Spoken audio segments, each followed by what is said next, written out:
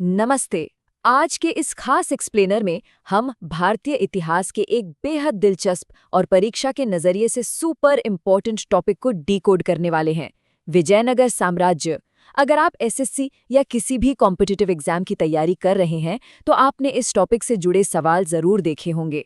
अगले कुछ मिनटों में हम इस महान साम्राज्य के उदय, यहाँ की जबरदस्त व्यवस्थाओं और इसके अचानक हुए पतन को बिल्कुल एक कहानी की तरह समझेंगे। चलिए शुरू करते हैं। तो आज के हमारी मेन पॉइंट्स कुछ इस प्रकार हैं। सबसे पहले विजयनगर साम्राज्य की उत्पत्ति, फिर 4 राजवंशों का टाइमलाइन, उसके बाद कृष्णदेवराय का स्वर्ण युग, अमर नायक और आयगार व्यवस्थाएं, प्रमुख विदेशी यात्रियों की लिस्ट और आखिर में तालीकोटा में हुआ पतन। इस तरह से चीज़ों को कैटेगराइज करके पढ़ना फैक्ट्स को लंबे समय तक याद रखने की एक कमाल की स्ट्रैटेजी है। तो चलिए सबसे पहले बात करते हैं विजयनगर साम्राज्य की उत्पत्ति की। कृष्णा नदी के ठीक दक्षिण में बसा ये साम्राज्य। इसकी शुरुआत 1336 ईस्वी में हुई थी हरिहर और बुक्का नाम के 2 भाइयों के द्वारा। याद रखिए, उस वक्त उत्तर में मोहम्मद बिन तुगलक का शासन चल रहा था। इन्होंने अपनी बेहद खूबसूरत राजधानी हम्पी को तुंगभद्रा नदी के किनारे बसाया था। अब जब भी एग्जाम्स में इतिहास और भूगोल आपस में टकराते हैं तो एक नाम बार बार सामने आता है, रायचूर दोआब। 2 नदियों के बीच की जो बहुत ही उपजाऊ जमीन होती है ना, उसे दोआब कहते हैं। ये रायचूर दोआब कृष्णा और तुंगभद्रा नदियों के बिल्कुल बीच का इलाका था। यहाँ की जमीन इतनी उपजाऊ थी कि विजयनगर और उत्तर की मुस्लिम बहमनी सल्तनत के बीच इस हिस्से पर कब्जे के लिए हमेशा एक जबरदस्त टक्कर चलती रहती थी। आगे बढ़ते हैं 4 राजवंशों की टाइमलाइन पर। एग्जाम्स में अक्सर इनका क्रोनोलॉजिकल ऑर्डर यानी सही क्रम पूछ लिया जाता है। इसे याद रखने का एक बहुत ही सिंपल तरीका है SSTA यानी सस्ता अनुक्रम। और ये अनुक्रम हमें इस साम्राज्य का पूरा जीवन चक्र एकदम साफ साफ दिखाता है। सबसे पहले S से संगव वंश, जिसने 1336 से 1485 तक राज किया। इसके संस्थापक हरिहर और बुक्का थे। फिर दूसरे एस से सालुव वंश 1485 से 1505 तक। उसके बाद टी से तुलुव वंश 1505 से 1570 तक, जिसकी नींव नरसनायक ने रखी थी। और आखिर में ए से अराविडु वंश 1570 से 1646 तक। बस ये SSTA याद रखिए, एग्जाम में कब भी गलती नहीं होगी। अब आते हैं इस साम्राज्य के सबसे सुनहरे दौर पर, यानी कृष्णदेवराय का स्वर्ण युग। वो तुलु वंश के सबसे महान सम्राट थे। 1509 से 1529 तक का उनका शासनकाल न सिर्फ उनके वंश के लिए बल्कि पूरे विजयनगर साम्राज्य की ताकत और संस्कृति का एकदम पीक पॉइंट माना जाता है। अब यहाँ जो बात सबसे ज्यादा इंटरेस्टिंग है वो है कृष्णदेवराय की ये शानदार उपाधियां।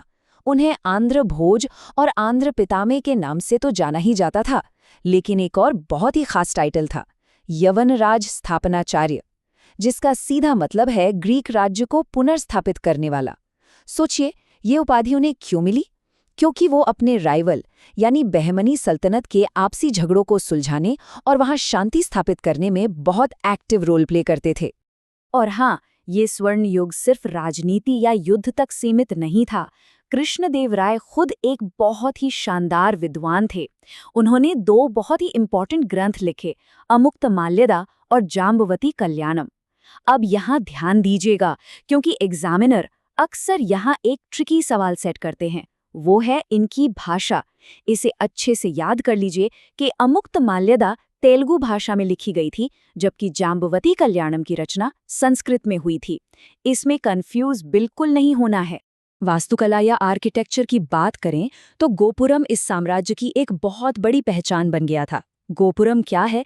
ये दक्षिण भारतीय मंदिरों का वो बेहद ऊंचा और शानदार प्रवेश द्वार होता है जिसे देखकर ही भव्यता का एहसास हो जाए। कृष्णदेवराय ने मशहूर विरूपाक्ष मंदिर में ऐसा ही एक बहुत विशाल गोपुरम बनवाया था। इतना ही नहीं, उन्होंने हजाराराम मंदिर, शानदार हाथियों के लिए एलिफेंट स्टेबल और कमालापुरम टैंक जैसे इंपॉर्टेंट वाटर रिजर्वॉयर भी बनवाए थे। चलिए अब इस प्रशासन को थोड़ा डिकोड करते हैं। अमर नायक वर्सेस आयगार व्यवस्थाएं। विजयनगर एडमिनिस्ट्रेशन में ये 2 सिस्टम बहुत इंपॉर्टेंट हैं, लेकिन इनके नाम काफी मिलते जुलते हैं, इसीलिए इन्हें अलग अलग समझना बहुत जरूरी है। तो यहाँ क्रूशल पॉइंट ये है कि इन दोनों का अंतर आपके दिमाग में बिल्कुल क्लियर होना चाहिए। जो अमरनायक व्यवस्था थी वो दिल्ली सल्तनत की इक्ता प्रणाली की तरह ही एक मिलिट्री या सैन्य संरचना थी। इसमें मिलिट्री कमांडर्स को जमीन और रेवेन्यू के अधिकार दिए जाते थे और बदले में उन्हें राजा के लिए एक सैन्य टुकड़ी मेंटेन करनी होती थी। दूसरी तरफ जो आयगार व्यवस्था थी वो पूरी तरह से एक रूरल या ग्रामीण एडमिनिस्ट्रेटिव सिस्टम था, जिसे एक डेडिकेटेड ग्राम समिति चलाती थी। दोनों एकदम अलग अलग चीजें हैं।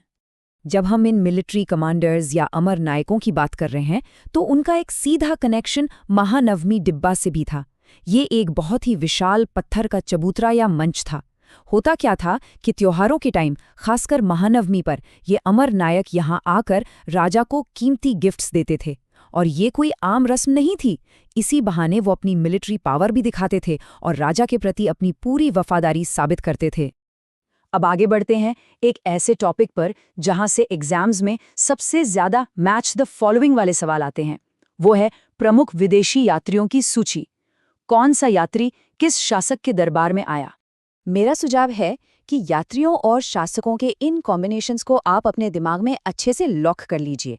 मोरक्को से इब्न बतूता आए थे हरिहर के समय में, फारस से अब्दुल रज़्ज़ाक आए देवराय द्वितीय के दरबार में, पुर्तगाल के डोमिंगो पेज और डुआटे बारबोसा ये दोनों ही कृष्णदेव राय के शासनकाल में यहाँ पहुंचे, और आखिर में पुर्तगाली यात्री फेनाउ नुनीज आए अच्युत देव राय के समय। ये टेबल आपको एग्जाम में सीधे सीधे मार्क्स दिला सकता है। अब हम आते हैं इस एक्सप्लेनर के आखिरी हिस्से पर, तालीकोटा में पतन। इतनी भव्यता और ताकत के बाद आखिरकार इस साम्राज्य का अंत कैसे हुआ? कृष्णदेव रॉय के बाद अच्युत देव राय का शासन आया और उसके बाद सत्ता गई सदाशिव राय के हाथों में। लेकिन सदाशिव राय महज एक नाम के शासक थे, जिन्हें आप पपेट या कठपुतली कह सकते हैं। और यहीं से हमारे सामने एक बहुत बड़ा सवाल खड़ा होता है। सोचकर देखिए, जिस साम्राज्य की राजधानी 7 स्तरीय विशाल किलेबंदी से घिरी हो, जिसकी दीवारें इतनी मजबूत हों, वो आखिरकार ताश के पत्तों की तरह कैसे ढह गया? ऐसी कौन सी भयंकर गलतियां हुईं जिन्होंने 200 साल के दबदबे को अचानक से खत्म कर दिया? इस बर्बादी की पूरी चेन को समझना बहुत जरूरी है। जैसा हमने कहा, सदाशिव राय तो बस एक पपेट थे। असली सत्ता चला रहा था पपेट मास्टर अली राम राय। अब इस अली राम राय ने क्या किया कि बहुत ही घमंड के साथ दक्कन सल्तनत की अंदरूनी राजनीति में दखल देना शुरू कर दिया। उनके इस ओवर इंटरफेरेंस से बीजापुर, अहमदनगर और गोलकोंडा की जो सल्तनतें पहले आपस में लड़ती थीं, वो सब बुरी तरह भड़क गईं और एक हो गईं। इस अलायंस ने मिलकर 1565 में तालीकोटा की युद्ध में हम्पी पर ऐसा हमला किया कि सब कुछ तबाह कर दिया। इस भयंकर युद्ध के बारे में एक डिटेल है जो एग्जामिनर्स को बहुत पसंद है। 1565 का तालीकोटा का युद्ध। परीक्षकों को शब्दावली के साथ खेलना अच्छा लगता है, इसलिए ये ध्यान रखिएगा कि इसे राक्षसी तांगड़ी का युद्ध भी कहा जाता है। ये नाम उन 2 गांवों से लिया गया है जहां ये लड़ाई लड़ी गई थी। यही वो निर्णायक युद्ध था जिसने विजयनगर की राजधानी को पूरी तरह से नष्ट कर दिया था। अगर आप ध्यान दें तो इस पूरे साम्राज्य की कहानी में एक बहुत बड़ी विडंबना छिपी है। 2 सदियों पुराना वो अभेद्य किला किसी बाहरी ताकत ने नहीं तोड़ा था, बल्कि वो अंदर से ही खोखला हुआ, महज एक पपेट मास्टर के अहंकार और अनावश्यक दखलंदाजी के कारण। यह हमें दिखाता है कि सत्ता कितनी नाजुक हो सकती है। एक इंसान के घमंड ने बाहरी दुश्मनों को एकजुट कर दिया और एक इतने शानदार साम्राज्य को इतिहास के पन्नों में समेट दिया। तो सोचिए, इतिहास में ऐसे और कितने महान साम्राज्य रहे होंगे जो अपने दुश्मनों की ताकत से नहीं, बल्कि अपनी ही अंदरूनी गलतियों से हार गए। सोचने वाली बात है ना?